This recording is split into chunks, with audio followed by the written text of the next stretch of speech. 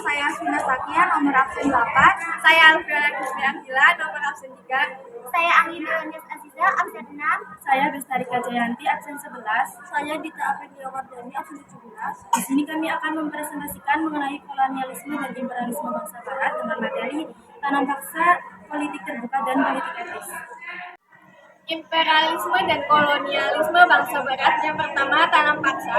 Latar belakang, kondisi keuangan yang memburuk akibat perang membuat Belanda harus mencari cara untuk mengisi kembali kas mereka dan membayar hutang yang digunakan sebagai biaya perang. Oleh sebab itu, Raja William I mengutus Johannes van der Bos untuk mencari cara menghasilkan uang dari sumber daya di Indonesia. Dampaknya yang pertama, kemiskinan semakin luas. Yang kedua, rakyat menderita. Yang ketiga, timbulnya berbagai wabah penyakit dan kelaparan. Yang keempat, para petani yang menanam paksa menjadi tahu berbagai tanaman ekspor ke depannya serta teknik menanam. Yang kedua, politik terbuka. Faktor pendorong dari politik terbuka yaitu Jawa menyediakan tenaga buruh yang murah. Yang kedua, kekayaan alam Indonesia yang melimpah. Yang ketiga, banyaknya modal yang tersedia karena keuntungan sistem tanam paksa. Dan yang keempat, adanya bank-bank yang menyediakan kredit bagi usaha-usaha pertanian, pertambangan, dan transportasi. Dampak negatif, politik itu terbuka, rakyat semakin menderita karena ditekan oleh pemerintah dan bahwa adanya eksploitasi rakyat pribumi dan lahan produktif secara besar-besaran.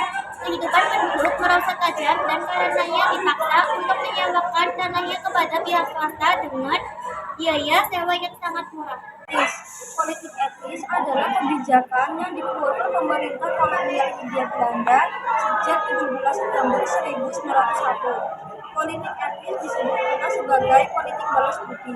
Kebijakan politik etis tetap memberikan dampak positif diantaranya yang pertama munculnya golongan cendekiawan, yang kedua terbangunnya saluran irigasi, yang ketiga terjadinya pemerataan penduduk. Di sini saya akan menjelaskan mind mapping mengenai imperialisme dan kolonialisme. Yang pertama, tanam paksa. Latar belakang kondisi yang memburuk akibat perang membuat Belanda harus mencari cara untuk mengisi kembali kas mereka dan membayar hutang yang digunakan sebagai biaya perang. Oleh sebab itu, Raja William I mengutus Johannes van der Bos untuk mencari cara menghasilkan uang dari sumber daya Indonesia. 2. Tanam paksa. Dampak 1. Kemiskinan semakin meluas. 2. Rakyat menderita. 3. Timbulnya berbagai wabah penyakit dan kelaparan. 4. Para petani yang menanam paksa menjadi tahu berbagai tanaman ekspor ke depannya serta teknik menanamnya. Yang ketiga, ada politik terbuka. Faktor pendorong dijalankannya politik pintu terbuka. Yang pertama, Jawa menyediakan tenaga buruh yang murah. 2. Keadaan alam Indonesia yang melimpah.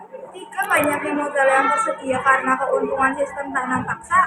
4. Adanya bank-bank yang menyediakan kredit bagi usaha-usaha pertanian, pertambangan, dan transportasi. Yang keempat, politik terbuka. Dampak negatif politik pintu terbuka, rakyat semakin menderita karena ditekan oleh pemerintah dan swasta, adanya eksploitasi rakyat pribumi dan lahan produktif secara besar-besaran. Kehidupan penduduk merosot tajam karena dipaksa untuk menyewakan tanahnya kepada pihak swasta dengan biaya sewa yang sangat murah. Yang kelima, politik etis. Politik etis adalah kebijakan yang dikeluarkan pemerintah kolonial Hindia Belanda sejak 17 September 1901. Politik etis disebut pula sebagai politik balas budi. Yang keenam, politik etis. Kebijakan politik etis tetap memberikan dampak positif diantaranya. Yang pertama, munculnya golongan cendekiawan. Yang kedua, terbangunnya saluran irigasi. Dan yang ketiga, terjadinya pemerataan penduduk. Sekian presentasi dari kami akhiri. Waalaikumsalam.